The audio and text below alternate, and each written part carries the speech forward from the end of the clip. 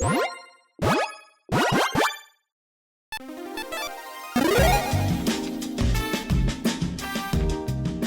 and welcome to the Commander's Quarters. I'm your host, Mitch. Glad to have you here. So Commander, don't know if you've heard about it or not, but it's a very popular format and a lot of people love it, including myself. But could it be even better? Maybe. I don't know. Anyways, today joining me on the show is Eddie. Say hi, Eddie. Hello. So Eddie has been on this channel before, been on a couple different episodes. You might have seen him on the Let's Ban Things, Let's Not Ban Things, Let's Unban Things episodes. So, yeah, we might get some constructive criticism from the comments again on this one. Yep. But Eddie's always down for that. So make sure you always comment and mention Eddie and what he did wrong on the show. That's exactly why I'm here. To take all the flack. Yep. Perfect. So today we're going to be doing a little thought experiment about what rules in Commander should be changed and why, or why they shouldn't be changed. But before that, one thing really quick. Just a couple of quick ways that you can help support the show. Some of the easiest ways are to like, share, and subscribe, and make sure you're hitting that bell notification icon so you don't miss any new episodes. Also, make sure that you're subscribing and reviewing for our podcast. It's on most podcast platforms now. You can also follow us on social media at EDH Quarters for Twitter and The Commander's Quarters for Instagram and Facebook. On social media, you're going to be seeing some sneak peeks on future episodes and things I'm working on. Also, when you buy decks or individual cards, make sure that you use our affiliate links. For deck tech, you're going to find that in the description with the deck list, or you can just use our general one with bit.ly/Commander's Quarters. Again, if you're already going to be buying those cards anyway, it's just a nice, easy way to help support the channel. You can also check out our playmats and merchandise at thecommandersquarters.com. And the final way that you can support the show is by becoming a patron at patreon.com/commandersquarters. There are different patron tiers and rewards, so make sure you check that out. And again, I really couldn't thank all my patrons enough for all they've done for me. I really wouldn't be here doing all this today if it wasn't for their incredible support. Okay, and we're back. And so today's topic actually came up because of a Twitter post and also a podcast episode from Mark Rosewater, who's the head designer for Magic. I want to make sure I got that right. Yep. Also known as Maro. Great part of the Magic community. He's been a part since either the very beginning or close to it. Yeah. I think he's been head designer since like 2003. So he knows what he's doing with this kind of stuff. He talked on this podcast about 15 potential Commander changes that he had people vote on in that head-to-head bracket. Essentially, 15 changes and then one that was no change. Right. 16 bracket. Nice. And so basically, we're going to go through each of them and talk about what Maro's perspective was and then give our own opinions on them, too. So let's get started, I guess. Let's do it. So with that bracket... Before we get into that bracket, into the different changes, a couple things really quick. Contrary to what some people believe, Wizards is not in charge of Commander. Right. Some people do believe that. It is not correct. The Rules Committee, who I can't remember if they all were kind of at the inception of the format and created the format. I know that some of them at least created it, but they are not associated with Wizards. They're not employees of Wizards. They have no association. A lot of them have been judges in their prior lives, but not necessarily currently. So I guess then technically, they were associated with Wizards at one point, at least, if they were judges. Right, but at this point, frankly, no ties. It's pretty much a grassroots format. Yep. Okay. So that out of the way, people now understand that Wizards has no control over changing these things. So therefore, Mark Rosewater is just... it's similar to this episode. It's a thought experiment. Exactly. It's a thought experiment. So, take things with a grain of salt. Exactly. Yeah. So again, the Rules Committee is in charge of Commander. And there are some people, though, that believe that Wizards should take over Commander and kind of be in charge of it since it is a format of Magic. Let's talk really quick about that part before we kind of jump into the rest. So, Eddie, in your opinion, should Wizards be in charge of Commander? Short answer, no. Okay. We're just going to leave it at that and give you no context as to why. No. Go ahead. So Wizards being in charge of Commander can lead down a road that I think is not going to end well. Number one, to clarify, I don't think this is a realistic scenario. The Rules Committee, I as far as they've given inclination to, is not going to give up the reins of Commander. Unless Wizards offers them a giant sum of money, and then it might. Maybe. That was a joke. Yeah, I don't think Sheldon would. I know, that was a joke. Yeah, no, he's the godfather. He doesn't need any more money. That's true. So the main reason I don't think this is a good idea, we have written here, it's better the devil you know than the devil that you don't. We know how the Rules Committee pretty much operates in the realm of Commander. It's been a healthy format for a number of years. There's surely no lack of controversy, but I think that would only be exacerbated if Wizards took over. Just a little bit. One reason for that is the profit motive, frankly. Wizards is a for-profit company owned by a Hasbro. Yeah. They have shareholders that they have to answer to, so they do, have to hit profit on each quarter or whatnot. And so, certain decisions that they make might then be either intentionally or unintentionally influenced by that and could change Commander because of that. We're not throwing any accusations, again, disclaimer here, whatever we need to say legally wise, that they would do that, but everything would be suspect. The rules committee isn't, although we did joke about the giant sums of money that the rules committee already has, because they're Godfather, they're not getting paid to be the rules committee. There's no, if you're a Commander player, you're not sending a monthly stipend to the rules committee, at least that I know of. I'm not. I apologize, Sheldon and everyone else on there, but we're not currently doing that. Even the Commander products are created by Wizards of the Coast, with maybe there's some advisory. They might be invited just like any other figurehead in the Magic community would be invited to give their opinion to Wizards, but they have no direct control on the matter. Yeah, and I mean, just one more thing too. I mean, Commander is currently, I mean, again, I don't have the statistics to back it up, but from what I've heard from different people, different content creators, from Wizards itself and certain things as well, Commander is the number one format right now in Magic. So you have the number one format, which was not created or managed by Wizards. I mean, is that a coincidence? I don't know. So, you've got plenty of, there's issues in any format. The Commander's not a perfect format, but, you keep having issues in Commander or in Modern where things have to keep getting banned left and right. And that doesn't not necessarily happen in Commander, but, we have very few bans in this, and things seem to be going pretty smoothly for the most part. Right. So, at this point, I think it's safe to say that Wizards of the Coast is not going to be taking over Commander, and I have to give credit to Mark. He reiterated over the course of the podcast that he had no say in the matter, that these were simply his perspectives from a play design standpoint. He wasn't making any suggestions from on high to the rules committee, just simply his thoughts from a game design perspective. So he had a good outlook on that. 100%. Yeah, he gave every kind of disclaimer he needed to. Again, this is just a fun thought experiment. He just kind of put it out there. If you could change one thing, in Commander, what would it be? And it was kind of like a tournament bracket. And then he gave his opinion on each and every single one of those. Exactly. So it's just for fun. This is for fun. Comments.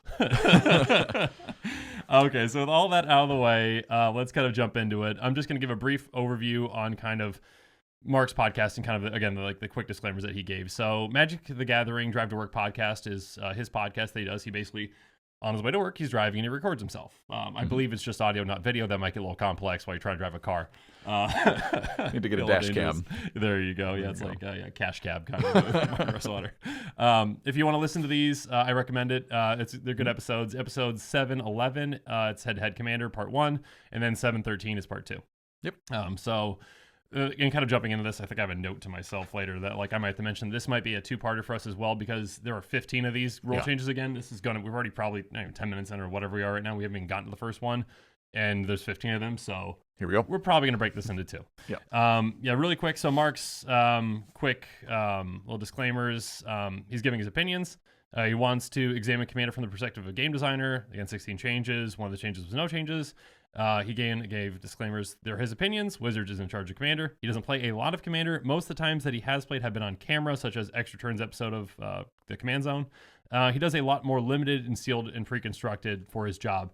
He just doesn't have that much time outside of work, and Commander isn't necessarily his favorite format to play. So he does get a lot of feedback from Commander players, but his first-hand experience is a little bit limited. Absolutely. I mean, he spends a lot of time listening to Commander players, he said, and also it's kind of his job to understand constructed formats and kind of how they work and kind of how they can be improved and that kind of stuff. Like that's what he does day in and day out. So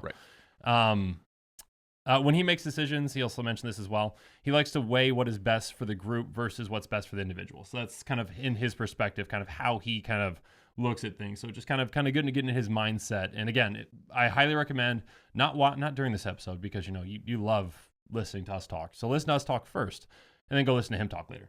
Okay? Right. Yes. All right. So let's go on to the first one. Commander change number 1 that he brought up is changing the hybrid mana rules.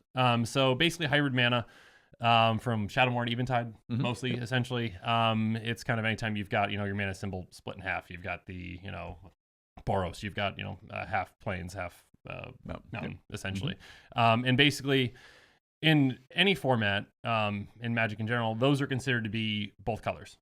Yes, with the caveat that they can be played in a monocolored deck. You can have hybrid Boros that functions in, for example, a standard deck of the time. In standard, yes. Yeah. That you would only need planes. You don't need any mountains to actually cast the spell. 100%. So yeah, but technically when you cast it, when it's on the field, if it's a permanent, on the stack, it is two colors. And so the way that Commander treats it currently is that it is 2 colors. So even though they are made for, a monocolor deck to be able to use, technically, I mean, in standard and other formats, they can't be used in a monocolor deck in Commander because they are considered to be both. Right. So even if your mono white deck desperately needs that card draw, you can't have it because it's a Boros card technically. Of course. Yeah. No, mono white's fine with card draw. No. I'm just gonna give kind of Maro's kind of take on it first before we jump into ours. Basically, so the hybrid came out after Commander rules were already set. Hybrid counts as both colors currently. The biggest problem with this is that it flies in the face of what hybrid is. The whole point of hybrid is not that it's and, it's that it's or. So basically, again, the point of it is supposed to be functionally either color can use it, not that both colors have to be there to use it. Mark agrees that, yes, it is both colors technically, but yeah, again, it's probably potentially the number one that he would actually change and would like to happen because just functionally, the way that they design these cards, they design them to be used for either or, not for both. For both. You know what I mean. Okay, all right. Yeah, so basically his opinion is that he liked it changed. When you talk about the purposes of building a deck, you can consider it either and or. So right. That's his opinion, is that it would change. Eddie, what is your opinion on this one? My opinion on this one was initially pretty solidly in the camp that we should keep things the way that they are. As you said, from a rules perspective, things get a little bit tricky. Yep. For example, let's use the thought experiment that I am allowed to use these hybrid mana cards in a monocolored deck. So I've built a monocolored green deck, but one of my cards happens to be, let's say, a hybrid Simic. Yep. And then I cast my hybrid Simic spell, and of course, the red player wanting to be disruptive casts Red Elemental Blast, which has counter target blue spell. Oh, that's true. So I'm in my mono green deck and just had a spell countered by a Red Elemental Blast. There's just a bit of a disconnect there. It's very corner case right there too, but still, it's so kind of doesn't really make sense kind of in the Commander context necessarily. Yeah, and it gets a bit tricky. There's protection from X colors, Y colors. The sword cycle is, of course, known for that. So there's various reasons not to do it, which is why I initially was pretty convinced to stay with the Rules Committee's line on this. I do appreciate Mark's perspective from a game design perspective. The main push behind designing hybrid was the or and not the and. I think the biggest stumbling block was not necessarily sloppiness, but when they implemented the rule, rather than making it obtuse, they decided for rules purposes, it is both colors on the stack. Yep. And they did that so it didn't become overly convoluted for people playing counter-target standard. Yeah. Yeah. And so I suppose they could have said, like, if only green mana was spent to cast the spell, it is only green. A lot of extra text on that card. There's a lot of extra text and other niche considerations. And also, there's some of the intuition. This is another point that Mark comes back to time and time again, is how intuitive is an interaction. So hybrid, I think you can see it from both perspectives. It's fairly intuitive that, I can pay all green for the spell and cast it, so that way I should be able to play it in mono green deck. Yep. Also, conversely, it has an island on it, so I can't put it on my mono green deck. I can see how it's intuitive both ways. Yeah. So ultimately, I think neither option is ideal. Leaving it as is creates some problems for people that want access to those cards in monocolored decks. Ultimately, the card pool of hybrid spells isn't all that large. I mean, no, and they might expand it on in the future. It's definitely a mechanic that they could come back to. As soon as Wizards takes control of Commander, they're going to expand it. Of course, yeah. Number one. So ultimately, I think neither option is super clean. In the interest of expanding the card pool, I'm going to actually change sides and say that Mark convinced me that because of the core design decision on how it was supposed to be made and how it works in every other format, sure, we should align with that. Okay. Of course, there's complications for it. Yeah. But it's one of those. Ultimately, I think the ramifications of the spell are like maybe a 2 out of 10. Like it's really not going to be that impactful. So why don't we just rip the Band-Aid off going forward, have hybrid work the way Mark Rosewater intended. Yeah, no, I mean, I definitely understand your perspective, but you're wrong. No. Yeah, no, I can completely understand why. Again, yeah, the intention is for that to be used, or you can use an either or, and that 100% makes sense. I just, in my perspective, is I don't know. Again, this is kind of like and again, this isn't Wizards' intention to make something confusing for Commander, because they're designing for other formats, they're designing all these other things. I don't think that the Commander format should be dictated based off of a mechanic or something that works for every other format but doesn't work for Commander, and so Commander has to change because of that. That's the only kind of like caveat with that doesn't really make sense to me. But I also I think the simpler you can make something, the easier it is for people to understand. You make the rule, okay, you can only use, here's your commander, okay? They have these, mana symbols on your commander. That's your commander's color identity. Perfect. So whenever you see a card and it's got those mana symbols on it, that's your if that fits within your commander's color identity, you can use them. If not, you can't. It just makes it simpler. And then yes, I know the one exception is exhort. Exhort is reminder text.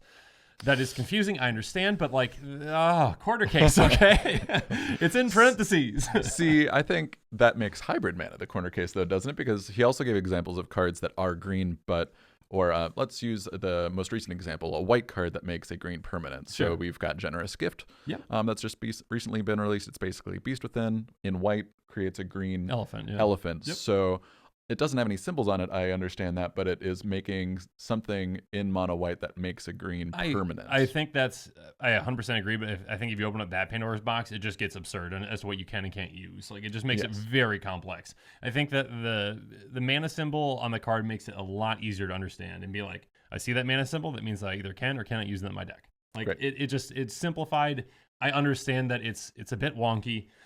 In a perfect world, yes, it would just be like, yeah, sure, use your hybrid mana cards. But I think that the reason that some people are pushing for it are specific cases where, like, I like this card. I want it. I love Debtor's Knell. Debtor's Knell's a fantastic card. Why can't I use that in my mono white deck? Because mono white struggles. And or mono black, because mono black doesn't struggle, but still it's a great card. Like, you want to use that in both decks, but it's just a very specific, kind of niche cases that people want to use specific cards. I think that most of the arguments aren't because of making sense. I think most of the arguments are, I want to use this specific card in my deck, therefore it should change. And I could be very wrong on that. I've got no data to back this up, just 100% based off of gut. So let's move forward. Sounds good. We will move forward. The next one is kind of one that I didn't really expect to see on the bracket.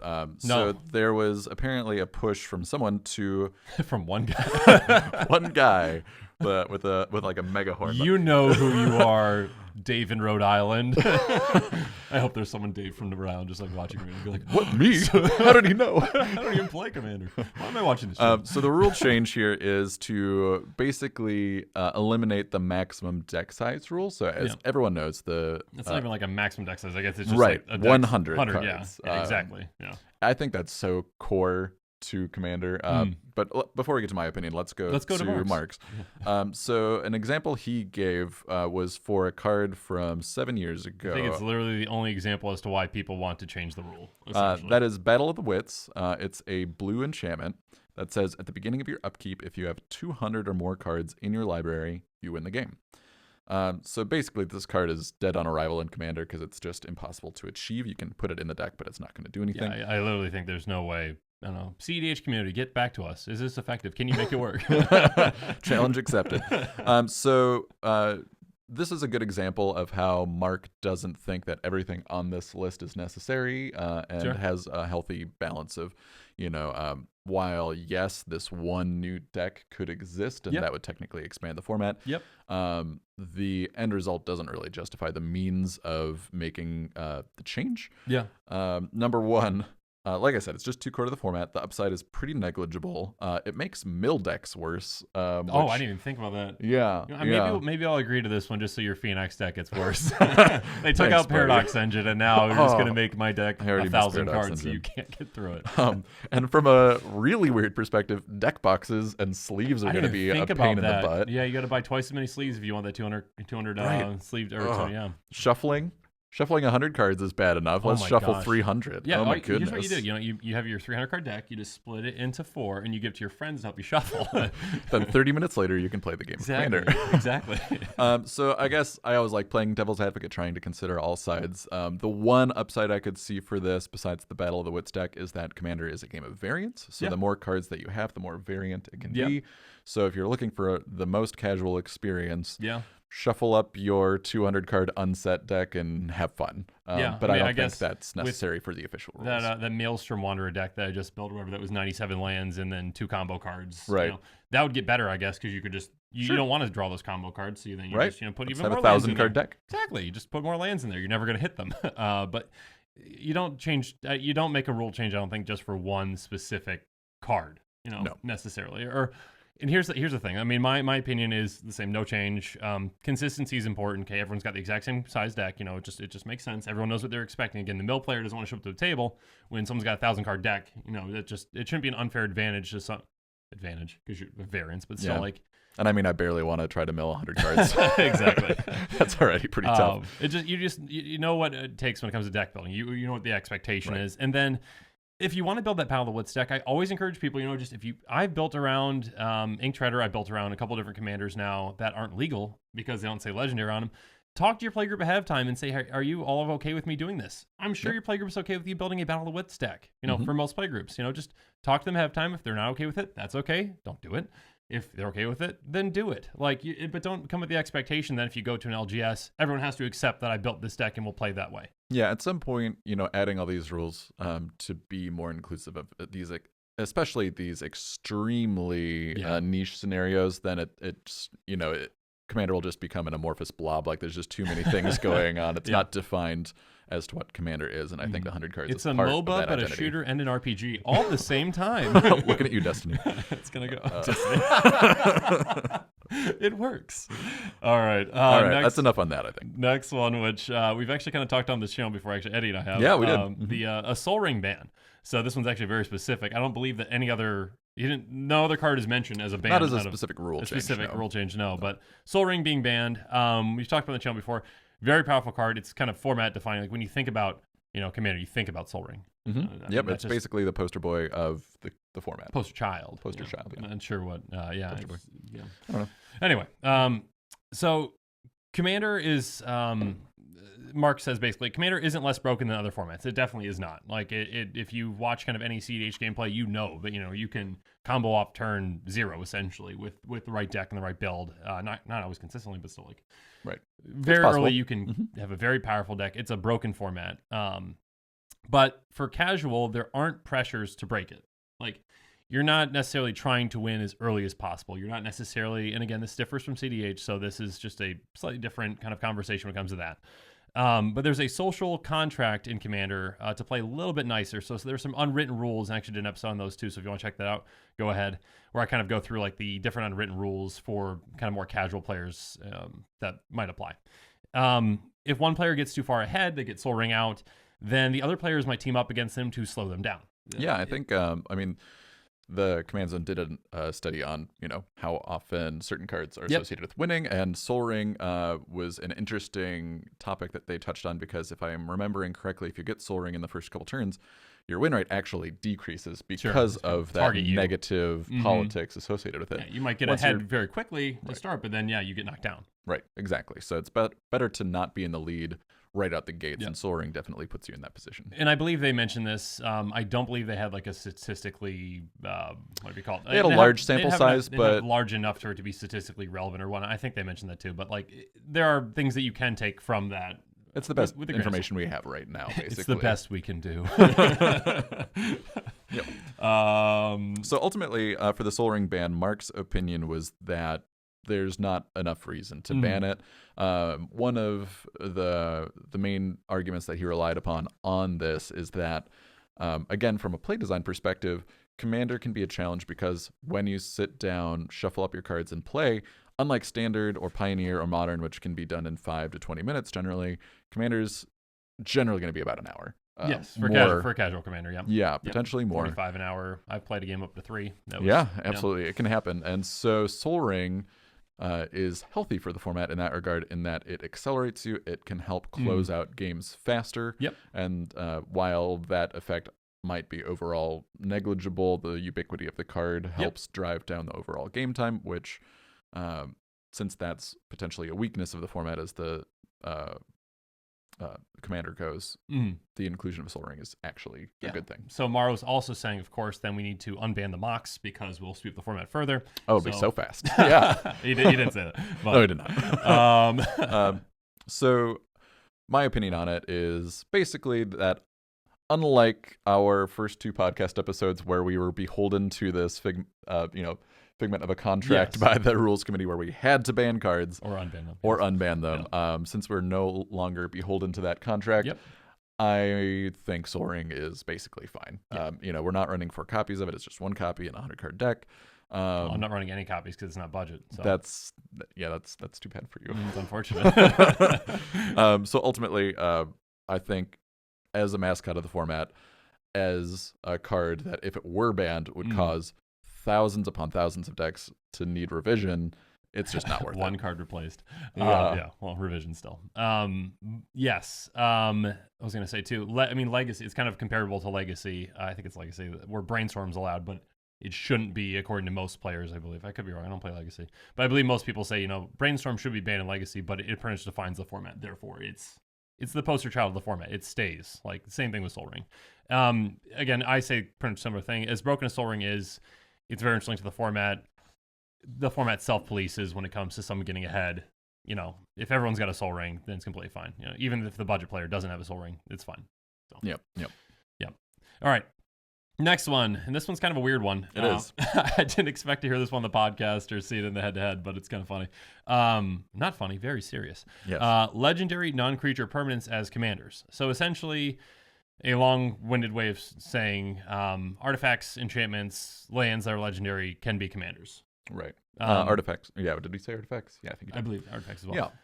So the commander, from what he said, the commander adds consistency and personality to your deck. Basically, a legendary artifact, enchantment, or land are going to be less compelling because when you ask, who's leading your deck, instead of being like, oh, it's Brea. See, Brea, it's this, character. It's this sword. Yep. The sword is leading my deck. Embercleave is my commander. I will follow you to the death, Embercleave. Or a land. That's just kind of like this plot of land. Yep. So MARO'S opinion on this is no change. The commander being a character is a huge upside, and he specified being a character. So again, for him, Planeswalkers, we'll get to that later, or maybe in the next episode, I can't remember. And creatures are fine being commanders, but nothing else. Right. This is another one that I think, Dave from Rhode Island or whatever called in and put this on the bracket. Like, it just seems a little bit together, Dave. It just seems a little bit nonsensical. I'm not sure that there's actually that much clamor for this to be reality. Yeah. That being said, I do think it would be funny to see a deck tech on this random legendary artifact. Bolas's Citadel. Oh, my goodness. Commander. Yeah. You ramp to 6 and you win. That'd be great. Yeah, there would be.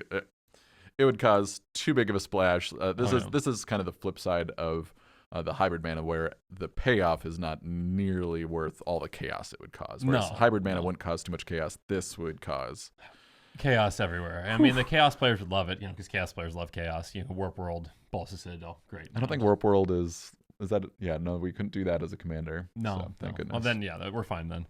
My opinion is no change. I just put no way.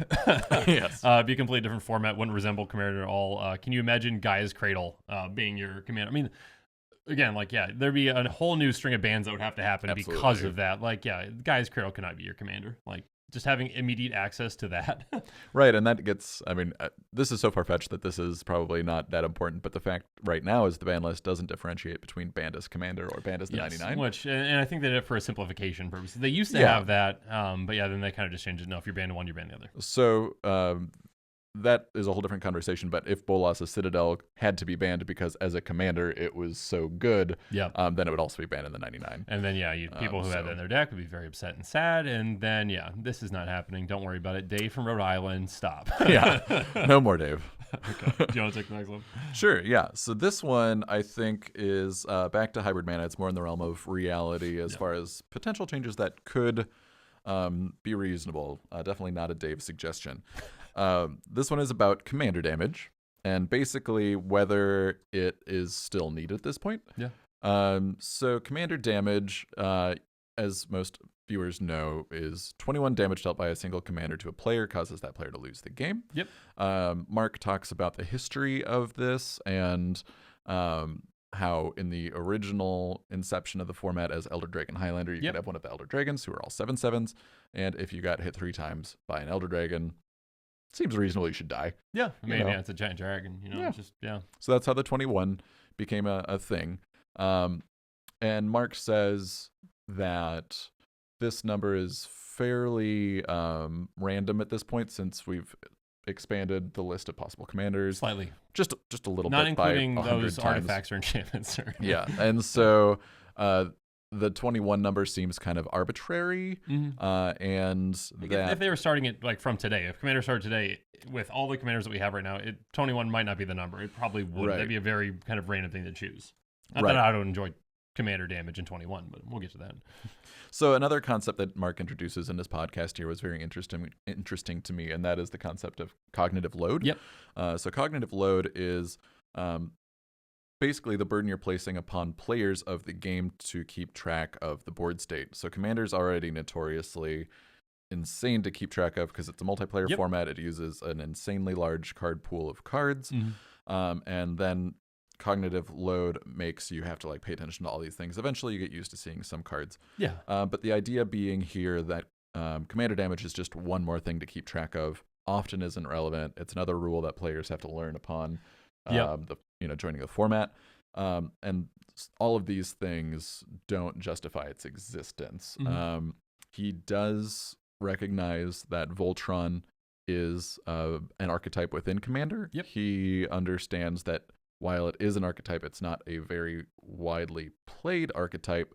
And another thing that Mark talks about, which I respect, is the fact that he wants a more data-driven decision, and he doesn't think we have sufficient data to make a decision on it at the moment.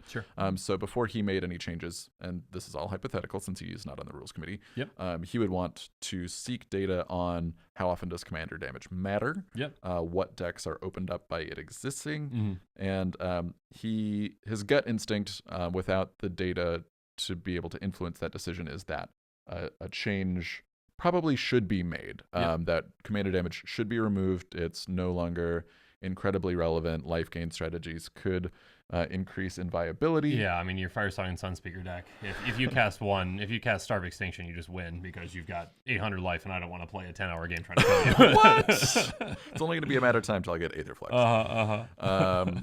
So that's Mark's opinion on it. Why don't we switch things up, Mitch? Do you want to give your opinion? Sure, I'll give my opinion real quick. My opinion would be no change. Essentially, removing this, again, we talked about, would 100% invalidate the entire Voltron strategy. 100%. I mean, you going from 21 damage up to 40, that's a lot. That's essentially double. Yes, he said that a lot of, according to him, a lot of people don't play Voltron. I would say that's probably true. That the vast majority of decks aren't Voltron, but there are plenty of players out there. I've played against plenty of Voltron decks in my day, and that just completely invalidates commanders, invalidates a lot of decks, invalidates, even though it might only be let's say 5% of the format. That's still a good percentage, good chunk of the format. That's not like a battle of wits where it's one card. That is one archetype you are completely knocking out by changing a rule. Right. Commanders also just it kind of removes an entirely different line of play from the game. So again, if someone's way ahead of in every other aspect of the game, they've got 10 cards in their hand, they've got 500 life, they've got a giant board. But if they're at 20 commander damage from one person, they are nearly dead. They're nearly dead. There's a threat to them that can take them out, even though they're in this very commanding position. It's kind of like a balancing effect ish, where you can still, someone's at infinite life, doesn't matter, you can take them out. So I think it's just a good, although it doesn't come up all the time or even too often, according to some, it still is relevant in my mind. The one thing that I do understand that people are annoyed because essentially instead of having to just keep track of your life, you keep track of your life and then commander damage from 3 separate players, even though it might not be relevant. With your Reese deck, I highly doubt you're ever going to kill me with Reese commander damage. You might, No, but on turn 2, you're going to get hit for 1. I can guarantee and it. exactly. And then I have to keep track of that. And Right. some people don't like that. I have a solution, okay? And I'm sure not everyone's going to be on board. Dave from Rhode Island is probably not on board with this. But here's my solution. If you want to kill with commander damage, so if you're that Voltron player, I think the onus should be on you to keep track of it. So if you're hitting other players, if for whatever reason Eddie says, you know what, I think this game I'm going to be killing with commander damage with Reese, he keeps track of it. Yeah, put a dice So down. you do put a something. dice down, you keep track of it on your own. That way, let's say there's one Voltron player at the table, okay? Everyone's keep track of their own life totals. That's 4 people, or 4 things to keep track of right there. And then only one player is keeping track of commander damage. That's 3 more. That's 7, if I can math correctly, all right? Instead of, 16 things that need to be keep track of, it's just one player. The responsibility is on them to keep track of it if they think it's going to be relevant. Now, I'm sure people are going to argue, well, what happens if I don't think it's relevant? At the end of the game, it's going to be relevant, and I need to keep track of it. There are situations where it's going to happen, sure, but I think that it's just an easy change where then that argument of, and I understand cognitive load. That is 100% a game designer thing that they need to keep track of and be aware of. But I think it's a very easy solution. We're just like, we can keep this around. It is something that makes Commander unique compared to other formats, that there's this different avenue to win, and it makes strategies relevant, and it also just another line of play, another way to balance things. I'm done talking. Eddie, you go for it. What's your opinion? Sure. I think we've tread a lot of the ground already. I first wanted to take a step back and just say that I do appreciate that Mark's first inclination isn't to make a change because he 100%. believes it to be the case. He wants to seek out more data. Yep. I think that's a trait that a lot of humans in general could benefit from. Is Myself included. to just take their initial assumptions, check them, and make sure that they're actually proven out by the data. So I just want to say I appreciate that. 100%. I do agree that commander damage does add a small amount to cognitive load, but in the game of Commander, I mean, it is a drop in the ocean. 100%. There is so much to keep track of that commander damage, while sometimes relevant, isn't a sufficient percentage of what I'm paying attention to at any given game that I think that would be the reason I would remove it. Yep.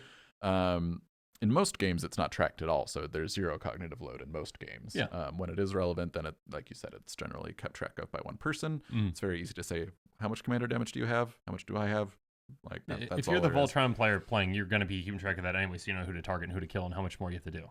I will say I'm empathetic that it is one more layer of complexity to an already complex game. So if you're introducing someone to the format, you can say that, yes, you win if you reduce your opponent's life totals to 0. Yep. You can win by having your opponent's libraries removed and they have to draw a card, like all the same win conditions that are true across every other format. So then for Commander, let's add in another rule, another layer of complexity, saying there's this whole commander damage thing.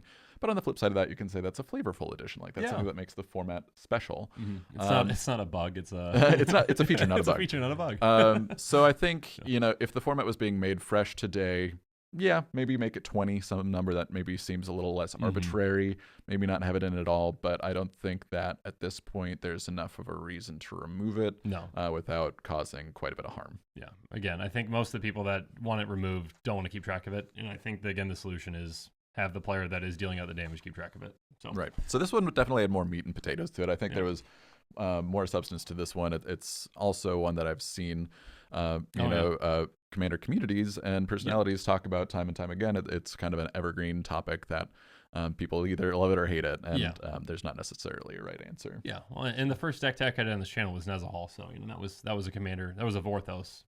Oh, Voltron Vorthos. Yes. Oh, I said Vorthos. It's not a Vorthos Nezahal deck. I don't know Nezahal's backstory. It was a Voltron Nezahal deck. So please don't invalidate my my videos. Very first deck. Very first one. Yeah. Just like that. That'd be a very big flavor fail. Okay, the next one. This one is, again, we're going kind of like in a little like up and down on relevancy to I guess how many people in the community are pushing for things. This might be another Dave one. 4th player advantage. So basically, the command zone did kind of, again, with their statistics thing, like, percentage wise, which player wins most games. You have the player who starts first, the player who starts second, third, fourth. I think everyone's assumption was probably, if you start first, you probably have an advantage over everyone else because, you get to go first. You're going to be 1 land ahead. You're going to be, just a turn ahead sometimes, depending on where you finish. And so basically, do we want to do something that gives the 4th player a small benefit for being in the worst starting position? Because 4th was determined then to be the worst of the 4 positions because you're the furthest behind.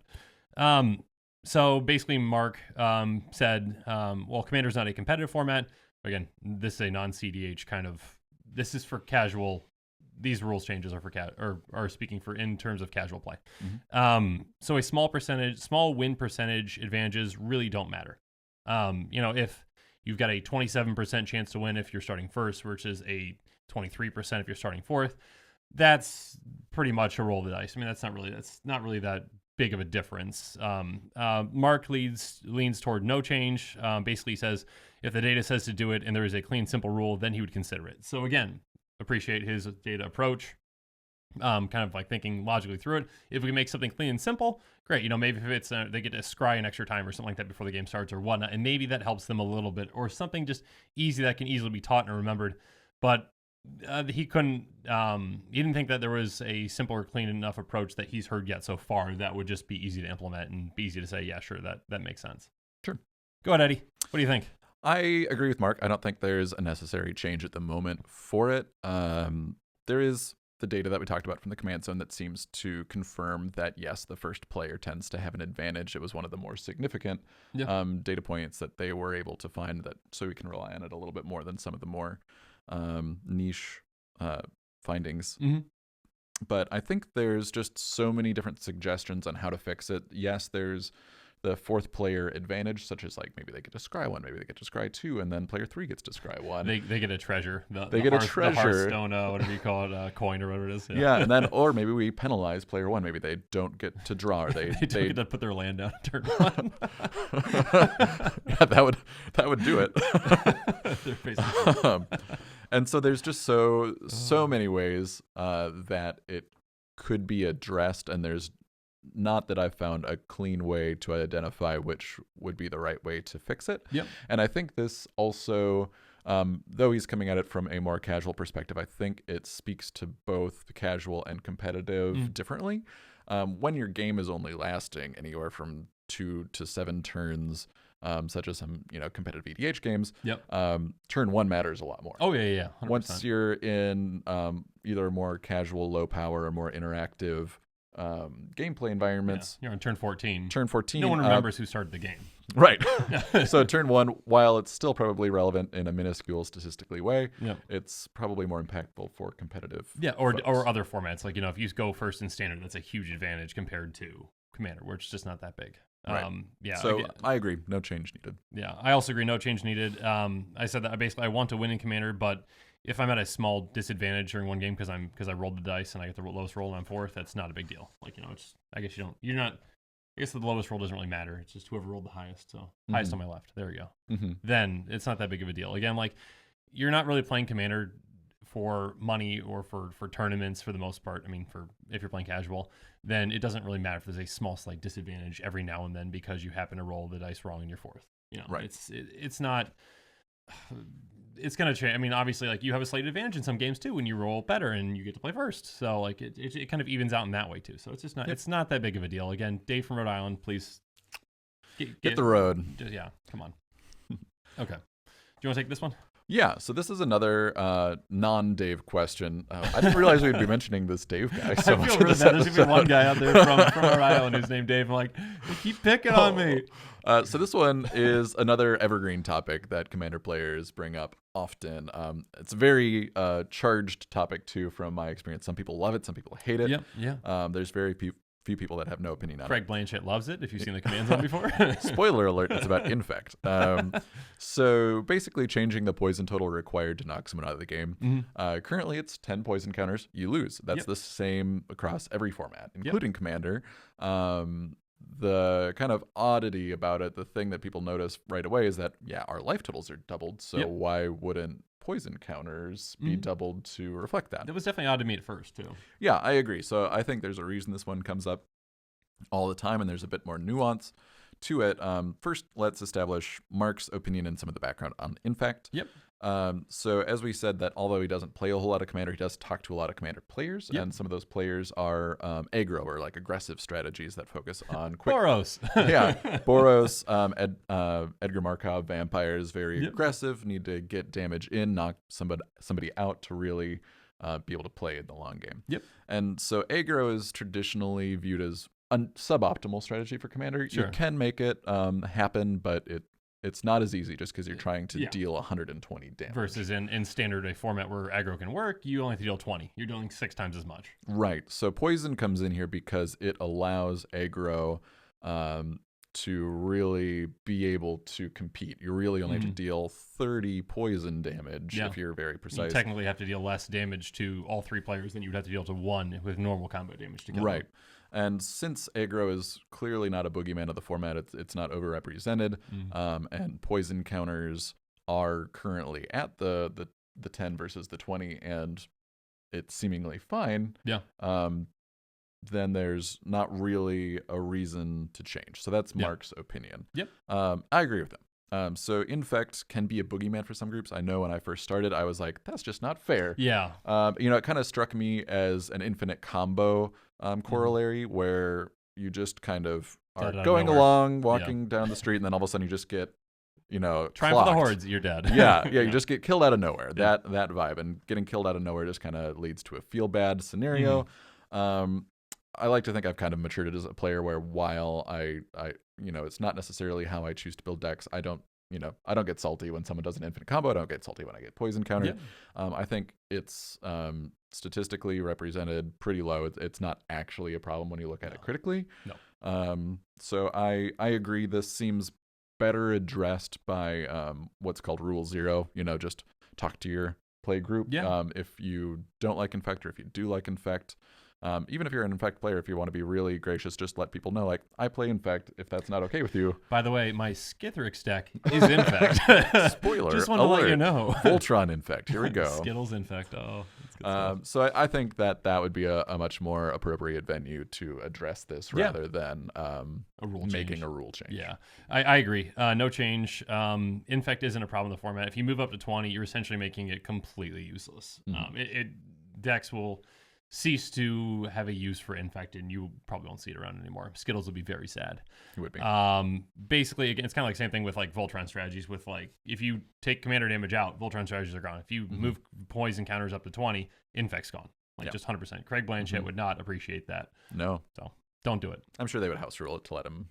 I would hope very much so that the command zone crew would allow the Infect to still be a 10. Yeah. So this is a bigger change. It's a perennial change, but I think ultimately it doesn't require much more conversation than that. It's and I don't see Wizards printing any Infect cards in the future that would make this problematic. We're like, if you print another 40 Infect cards that made Infect a huge problematic thing in the format, maybe, but I doubt they're going to. Although Shadow Spear looks a little bit like a I think we could be going back. You think so? I think so. We'll see. I think so. I don't know. I still know of Infect. Okay, yeah. Infect, Phyrexian Mana, I highly doubt those are coming back, but we'll see. We'll see. Karn has a chip on his shoulder. He's looking for some. That's true. He wants to retribution. blow it up, right? Yeah. Yeah. Oh yeah. He's ready. Silex, what do you call it? Exactly. No, I'm not a Vorthos person generally, but we're diverging a little bit. Indeed. So I think let me check. I think this is the last one we're going to tackle today. Yeah, we've been talking for quite a while. So we are going to split this into 2 different episodes. So if you're watching this right now and the other one's already come out, watch this after we talk about this one first. Wait for this one though. Okay. So Return of the Tuck rule. So if you played Commander, when did they change that? I don't even remember. I remember playing when Tuck Rule was a thing, but I don't remember the exact change. It's been a number of years. So if you start off with the initial kind of crew that was playing Commander for years and years ago, and before they made the change, they start off with basically, if your Commander changes zones, at any point you can move your Commander back to the command zone, except for the library for some reason. So essentially that's called the Tuck rule. You tuck someone's Commander into the library with a spell that did so maybe put on the bottom or on the top. Warp. Chaos Warp, yep.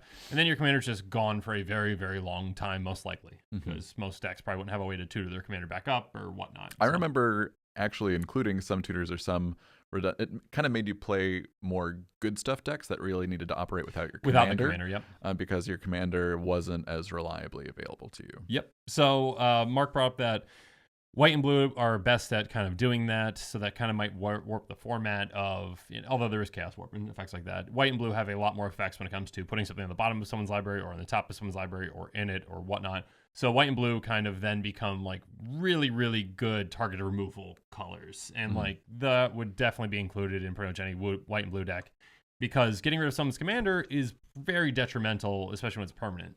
Right now, basically, you get rid of someone's commander, they have to pay 2 more commander tax. So that's kind of like the limiting factor of commanders is that tax. Not that you can really permanently get rid of them unless you imprison the moon and they can do it from there. Yeah, Kenrith's transformation. There are a few, but I mean, but even you can still those, deal with that on the field. It's you can sack, you can block. Yes. There's other ways to get around that are easier to deal with than the tuck rule. Yep. So Mark's opinion is no change. The essence of commander is when my commander is dealt with, I can still get it back, but with a tax. Yep. So again, here there's an argument that no change is needed. It's. I like your note here. Yeah, the first thing I wrote was please God no. I did play during the era of the tuck rule, and it was pretty unfun experience. And not that just because something is unfun means it shouldn't be represented. I mean, stacks are unfun, but I think they have a place. Stacks. Yeah, they can be completely relevant. Not me, but other people do enjoy them. But yes. And so, but tuck cards were kind of interesting because they treaded the line between being incredibly effective but also kind of trolling cards. Yeah. So like it was in your interest to play the cards that tuck to your opponent's commanders, even if you knew you were imposing a bad time on the other person. So like playing Winter Orb, which is an excellent stacks piece, that's generally going to be bad for me unless I have a way to break parity, whereas some of the tuck cards imposed that same feeling on your opponents while having none of the downside of affecting you. Yep. So they kind of made you want to play these feel bad cards. Yeah, and play quite a bit of them. Because if you can get rid of someone's commander, some decks are just 100% dismantled. Yeah. And just from the game design standpoint, which Mark is obviously from, he just likes it that, your commander is always available to you. That's the intuitive part of it. Just the way you described it. It's anytime your commander changes zones, except the library. That seems incredibly intuitive. That kind of changes and makes it really weird. Yeah, makes sense. I agree. No change. As someone who builds decks around commanders and not just good stuff decks that just care about the colors, no way. People shouldn't be able to deal completely with a commander. I should be able to get it back at some point somehow versus trying to play my deck built around Nezahal Voltron, and Nezahal is gone. Now I just have a bunch of equipment on the field doing nothing. It's the one thing that's consistent of your deck, so you should be able to count on that. To a reason, obviously, if it gets dealt with too many times, then you might not be able to cast it, but for the most part, you've got access to your commander. So, okay, so that we've gone through 8 of the 15 proposed changes, and I guess I get 16 because there's the no change, and we'll talk about that too. So we're talking quite a bit today. So again, it's gonna be a 2-parter. So if the other one's already come out, go ahead and enjoy that one. It's gonna be great. And then after that, again, listen to Mark's podcast for episodes 711 and 713 to get some background on this too. Again, Mark gave a lot of disclaimers. I'm just gonna give a couple more for him. Basically, you say he's not trying to take over Commander or ruffle any feathers. Again, this isn't a direct quote, but just although he doesn't play Commander, he is just trying to get a good vantage point from as a game designer and someone who's passionate about Magic and kind of that perspective. And Mark, obviously very talented game designer, knows a lot. Again, brings up a lot of things that I don't even think about when it comes to Commander Image, like a term like cognitive load. Like actually kind of thinking, okay, we need data for this. We need to figure out why and what adjustments, and not just making changes willy-nilly. Kind of giving that good perspective on why he would personally make these changes. Even though we might not agree with him, we can respect the fact that he's kind of going through in a very diligent way. Yeah, and I think the more discussion there is on a topic, it's as long as it's done in a healthy, constructive way, is only a good thing. Yeah. While many of these things will result in no change by the rules committee. Yep. It's just it's interesting to think about and talk about and understand more about our format. Well, and again, like if you want a house rule again for the Battle of the Wits player, was it again Dave in Rhode Island? If your play group really will allow you to do that, then do it. Again, it's Commander's a social format. Just talk. So if you want to do specific different things, have your own house rules and figure that out from there. But yeah, okay. So now up to our next. We've gone through our main topic of the day. Up to one of my favorite parts of these episodes. We're gonna go over the card of the day, which I have my guest pick a card for whatever reason they want. They maybe like this card. They might hate this card. They just randomly picked out of their binder. They hit random on Scryfall search and it came up. So Eddie, what card are we going to discuss today? You should be familiar with this one. Yes. You saw it on the table last night. I did. I saw quite a few of them on the table last night. Yeah, a concerning amount. Nyx Bloom Ancient is the card. It is 4 green for a 5/5 trample enchantment creature that says if you would tap a permanent for mana, it produces 3 times as much mana. Yep. One of the first rulings when you look at the Scryfall or the Oracle text on it is to say that, yes, indeed, if you have multiple Nyx Bloom Ancients, they are multiplicative, not additive. So if you get, 2 of them, you're not making 6 times as much mana, you're making 9 times as much mana. Yeah. So that was unfortunately relevant. in the last relevant. game. So I chose Nyx Bloom Ancient. There's 2 scenarios. I think it's just a fun card. It leads to interesting stories. First scenario for Nyx Bloom Ancient was in my Eryximethys deck. Yes. I was playing a Krenko player, had a good number of goblins, cast Mass Manipulation, steal the entire board, and then you cast Freed from the Unreal, which untaps creatures for 1 little blue mana. And I enchanted Krenko with this nice little enchantment, so once he was not summoning sick, I think I made 14 quadrillion goblins in my Eryximethys Quite a lot of mana, a lot of goblins. I assume you won that game.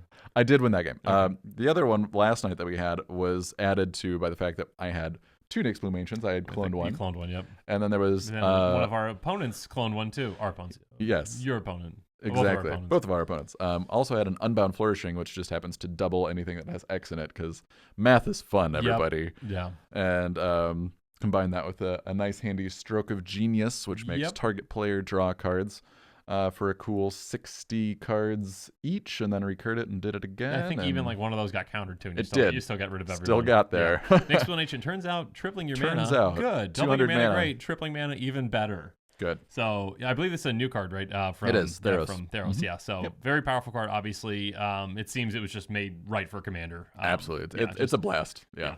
So just be ready for math. If you want to pick one up, I think they're around 15, something like that right now. 20. Yeah, I got mine via trade, thankfully. You're not going to see them in any of my budget decks, but very fun card. So, yes, absolutely. Might trade for one. So, okay, so now it's your turn. So if you had to change one rule in Commander, what would it be and why? Dave, we know what you're going to say, so just keep it to yourself. I think that's all we have for today. Thanks again for joining me on the show, Eddie. You got it. So thanks again, everyone, and have a good one. And remember to like, share, and subscribe on YouTube. It really does help the channel. And the podcast is brand new, so if you could subscribe and review, I would really appreciate it. Every little bit helps. And again, make sure you follow us on social media at EDH Quarters on Twitter and at The Commander's Quarters on Facebook and Instagram for some sneak peeks. And again, if you're buying decks or individual cards, make sure you're using our affiliate link, bit.ly/Commander's Quarters. Again, every little bit helps, and if you're already buying the cards, why not help support the channel? Our playmats and merchandise can be found on thecommandersquarters.com, so go ahead and check that out. And finally, again, a big thank you to my patrons. I would not be anywhere near here today if it wasn't for you.